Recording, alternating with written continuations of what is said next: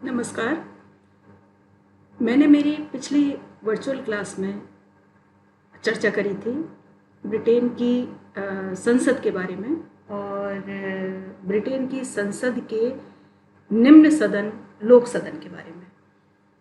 और मैंने उसमें बताया कि कॉमन सभा अत्यधिक शक्तिशाली सदन है, या हम कहें कि अत्यधिक सर्वोच्च स्थिति है कॉमन सभा की संसद में।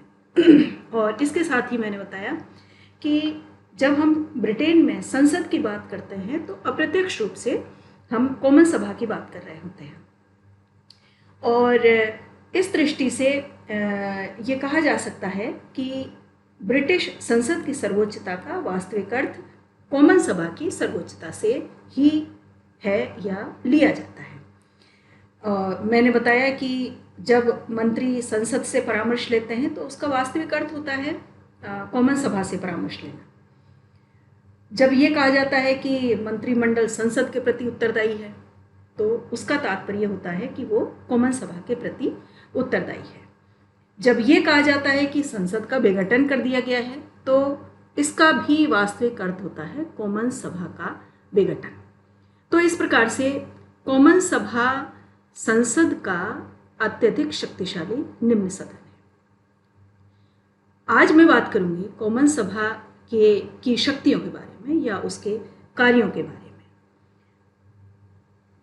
और वो इसलिए कि जब हम ये कहते हैं कि कॉमन सभा अत्यधिक शक्तिशाली है तो हमें ये जानना जरूरी है कि आखिर उसे ऐसी कौन सी शक्तियां मिली हुई हैं जो यह सिद्ध करती हैं कि कॉमन सभा अत्यधिक शक्तिशाली है। पहली शक्ति की मैं बात करूंगी वो है संसदीय शक्तियां। संसदीय शक्तियां जिनको हम विधायी शक्तियां भी कह सकते हैं। और इस रूप में कॉमन सभा का यह कार्य है कि वो कानूनों का निर्माण करती है, उनका संशोधन करती है और उन्हें आवश्यकता पड़ने पर रद्द भी कर सकती है। तो किसी भी प्रकार के कानून का निर्माण, किसी भी प्रकार के कानून का संशोधन या उसको रद्द करने का कार्य ये कॉमन सभा का होता है। साधारण विधेयक दोनों सदनों में से किसी में भी प्रस्तुत किए जा सकते हैं, परंतु महत्वपूर्ण विधेयक जिनसे सरकार की नीतियां निर्धारित हो रही होती हैं वे केवल कॉमन सभा में ही प्रस्तुत किए जाते हैं। कॉमन सभा से पास होकर विधेयक लॉर्ड सभा में जाता है। और मैंने ही मेरी पिछली किसी एक वर्चुअल क्लास में ये बताया कि 1911 और 1949 के अधिनियमों ने लॉर्ड सभा की भूमिका को बहुत अधिक गौड़ बना दिया है। और वो इस प्रकार से कि लॉर्ड सभा विधेयक को 1 वर्ष तक रोक सकती है, साधारण विधेयक को 1 वर्ष तक रोक सकती है। यदि इस अवधि में वह उस पर कोई विचार नहीं करती है तो विधेयक सम्राट के पास स्वीकृति के लिए भेज दिया जाता है और सम्राट की स्वीकृति मिल जाने पर वो कानून का रूप प्राप्त कर लेता है।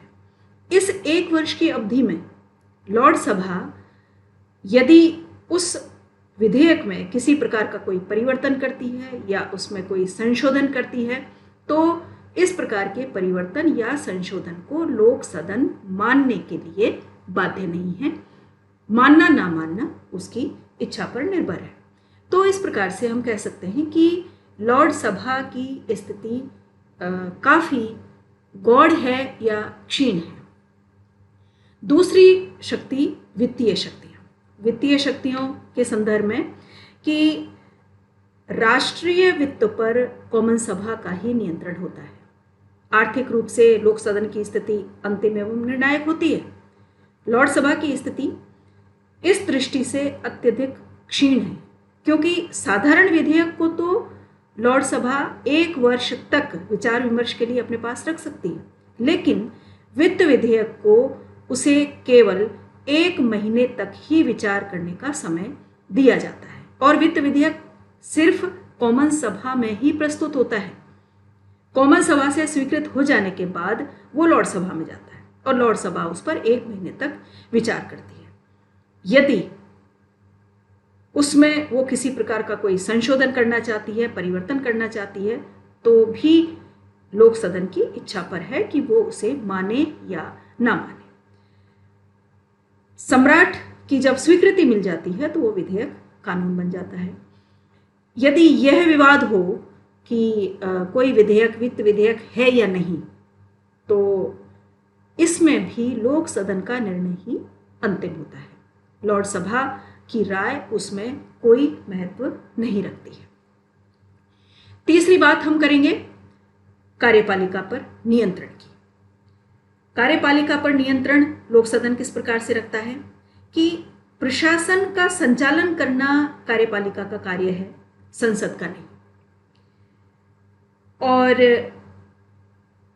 इस रूप में संसद कार्यपालिका से यह पूछ सकती है कि वो क्या कर रही है, क्यों कर रही है, कैसे कर रही है। तो हम ये कह सकते हैं कि इस दृष्टि से संसद का कार्यपालिका पर पूरा नियंत्रण होता है। जैसे कॉमन सभा मंत्रिमंडल से प्रश्न पूछ सकती है, पूरक प्रश्न पूछ सकती है, निंदा प्रस्ताव ला सकती है, अविश्वास प्रस्ताव ला सकती है। इसी तरह से जब यह कहा जाता है कि मंत्रिमंडल कॉमन सभा के प्रति उत्तरदायी है, तो उसके विश्वास पर ही वह अपने पद पर बना रह सकता है। कॉमन सभा का विश्वास खो देने पर मंत्रिमंडल को त्यागपत्र देना पड़ता है। तो इस आधार पर भी हम कह सकते हैं कि मंत्रिमंडल कॉमन सभा के प्रति ही उत्तरदायी होता है। इसी प्रकार बजट की किसी मद में कटौती करके या मंत्रियों के वेतन में कोई कटौती करके या सरकारी विधेयक को अस्वीकार करके भी कॉमन सभा अपना अविश्वास व्यक्त कर सकती है। तो इस प्रकार से कॉमन सभा के पास कार्यपालिका दृष्टि से, या हम ये कहें कि मंत्रिमंडल पर नियंत्रण रखने के अनेकों या असीमित शक्तियां हैं। चौथी बात हम करेंगे, निगरानी रखने का कार्य या आलोचना करने का कार्य भी कॉमन सभा के पास है। संसद का कार्य सरकार के कार्यों की निगरानी रखना एवं उसकी गलतियों पर आलोचना करना भी है। और इस कार्य को करने के लिए कि किस प्रकार से निगरानी रखेगी, किस प्रकार से उसकी आलोचना करेगी, इसके लिए कई व्यवस्थाएं हैं। जैसे हम सब जानते हैं कि प्रजातांत्रिक सरकारें या उनकी सफलता और असफलता विपक्ष पर निर्भर करती है। सुदृढ़, संगठित और जागरूक विपक्ष का अस्तित्व प्रजातांत्रिक सरकार पर नियंत्रण रखने का सबसे अच्छा तरीका है। सरकार की नीतियों की रचनात्मक आलोचना करने का कार्य विपक्ष का है। प्रशासन की निष्क्रियता, उदासीनता या भ्रष्टाचार, इन सभी का पर्दाफाश करने का कार्य भी विपक्ष का है। तो विपक्ष एक प्रकार से निगरानी रखने का या आलोचना करने का कार्य करता है। इसी प्रकार सभी जो प्रतिनिधि होते हैं, जनप्रतिनिधि होते हैं, वो सभी तो मंत्री नहीं बनते। जो मंत्री नहीं होते हैं वो सरकार की हर नीति का अंधाधुंध या निर्विवाद समर्थन नहीं करते हैं। ऐसे इन सदस्यों को हम पिछली पंक्ति के सदस्य कह सकते हैं, यानी जो मंत्री पद पर नहीं है लेकिन सरकार में अपनी महत्वपूर्ण भूमिका रखते हैं। ऐसे इन पिछली पंक्ति के सदस्यों का भी नियंत्रण रहता है सरकार पर। वे सरकार की नीतियों की आलोचना कर सकते हैं, उनकी त्रुटियों को सदन में प्रकट कर सकते हैं और सरकार की नीतियों में परिवर्तन करने के लिए उसे बाध्य भी कर सकते हैं। तो इस प्रकार से ऐसे ये पिछली पंक्ति के सदस्य सरकार की या मंत्रिमंडल की निगरानी रखते हैं या उसकी आलोचना करके उस पर नियंत्रण रखते हैं। अगली बात कि लोक सदन राजनीतिक शिक्षा का भी केंद्र है। किस प्रकार से कि लोक सदन अपनी बहसों के माध्यम से सर्वसाधारण को राजनीतिक शिक्षा प्रदान करता है। हर मुद्दे पर लंबा विचार विमर्श होता है, लंबी बहस होती है और बहुत सारे राष्ट्रीय महत्व के विषयों पर भी विचार विमर्श होता है, जो सर्वसाधारण को अपनी राय बनाने का अवसर प्रदान करता है। तो संसद में होने वाली बहसें या होने वाला विचार विमर्श सामान्य जन के लिए, आम जन के लिए, आम जनता के लिए एक प्रकार से शिक्षा प्राप्त करने का मौका प्रदान करता है राजनीतिक दृष्टि से। अगली बात मैं करूं, कॉमन सभा एक प्रशिक्षण स्थल भी है। प्रशिक्षण स्थल किस प्रकार से कि जो भावी राजनीतिज्ञ होते हैं, भविष्य में जिन्हें राजनीति में आना होता है, उन भावी राजनीतिज्ञों के चयन के लिए और प्रशिक्षण के लिए यह एक स्थल का कार्य करती है।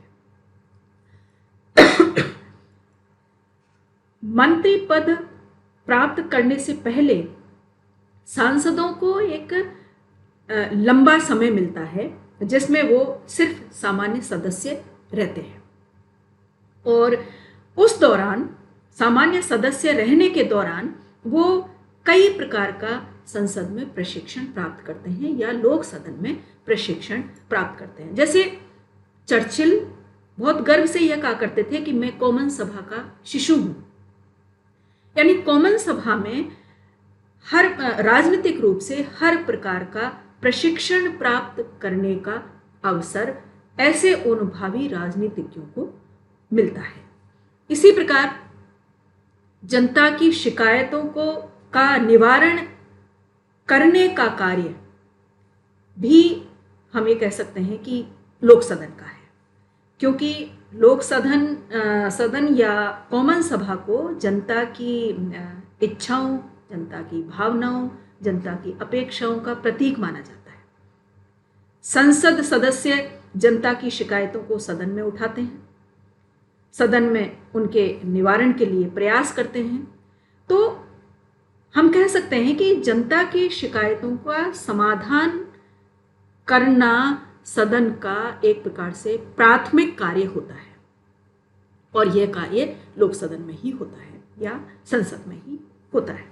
तो इस प्रकार से हम कह सकते हैं, सारांश रूप में हम कह सकते हैं कि कॉमन सभा संसद का सर्वाधिक शक्तिशाली सदन है और इसकी शक्तियां एवं कार्य भी बहुमुखी हैं या बहुत ज़्यादा हैं। इसीलिए ये कहा जाता है कि लोक सदन एक सर्वोच्च सदन है। धन्यवाद।